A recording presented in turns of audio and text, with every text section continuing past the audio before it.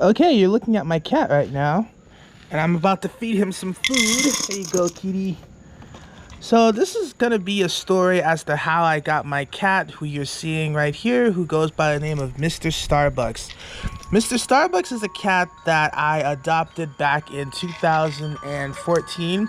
It was about 2 months before my mother passed away. Basically, my godmother was basically on her routine jog because she's one of those, older ladies who is very much into the idea of exercise. She's one of those types of people that, despite her age, she can walk like multiple miles without getting tired. So basically, she was walking one day and it started to rain and she heard this meowing sound.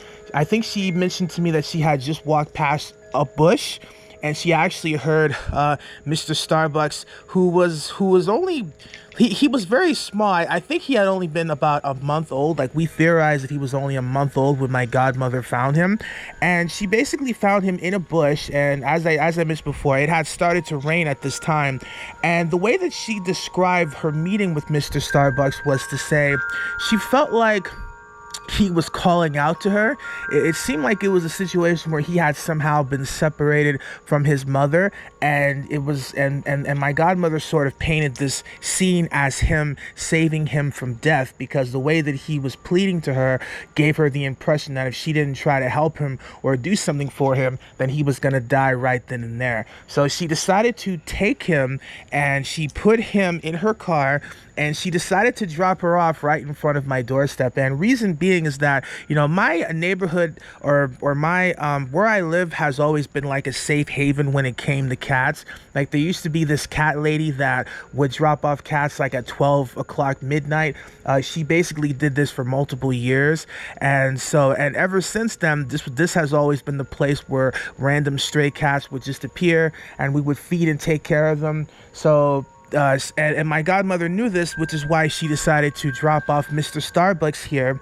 What was interesting is that at the time when she dropped him off, I actually didn't get any warning that she was going to do it. She just kind of dropped him off, and then the next thing I knew, I was kind of looking at my doorstep, seeing this really small piece of fluff that I had no idea what to do with, because I had no experience in taking care of cats. So I essentially saw him outside and I was trying to debate what to do with him. And then the other cats that already lived, around my house that had been dropped off, years earlier, they were kind of looking at him in a curious way, and I wasn't sure what they were going to do to him because he was virtually a stranger to the rest of the cats. So I decided to take him. I brought him into my house. I was kind of nervous because I wasn't like used to handling, like animals, I guess. So I kind of didn't know how to deal with him. He was so small, and I could tell that he was kind of nervous when I picked him up. But in any case, I picked him up, I brought him in the house. I decided to go on the internet to try to figure out. I basically went to WikiHow, which is basically the little thing on Wikipedia that tells you how to do certain things. And I pretty much put how to take care of kitten. And it essentially told me all the steps that I needed to take in order to make them feel comfortable and safe and what to feed them. So I essentially spent, I guess, the rest of the day. He basically was dropped off at like 9 a.m. So it wasn't until 2 p.m. that my mom showed up and came home from work, because she was still alive at the time. My mom passed away like maybe two 2 months later after I got Mr. Starbucks. So yeah, so I pretty much had to I basically picked him up. I tried to pet him, I tried to reassure him that he was safe. And this is basically the start of how I ended up owning a cat, because once my mom came home, she absolutely fell in love with him.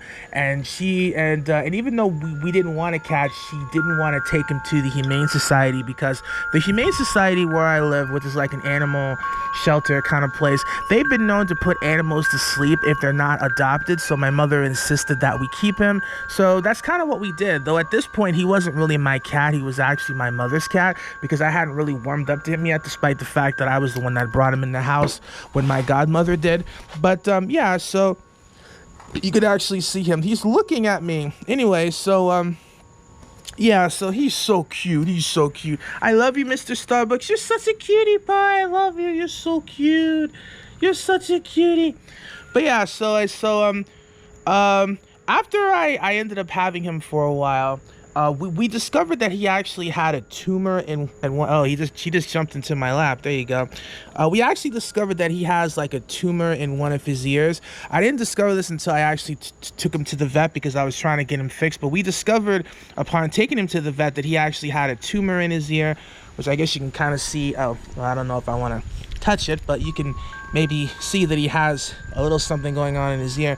But yeah, so I tried to help him, but the vet was like, I got to pay like $1,000 to kind of get it removed. So but I basically got him medicine to, that I had to squirt in his ear. He also had some kind of sinus infection, and apparently these were all things that he had when he was dropped off on our doorstep.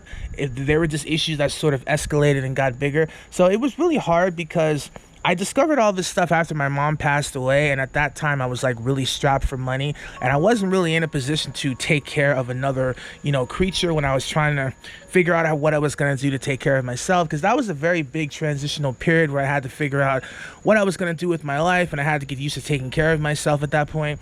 So having a cat to have to take care of was like the worst thing that could possibly happen to me at that point. But I decided to keep him, and I decided to take care of him as best as I can. I have gone through so much with this little guy.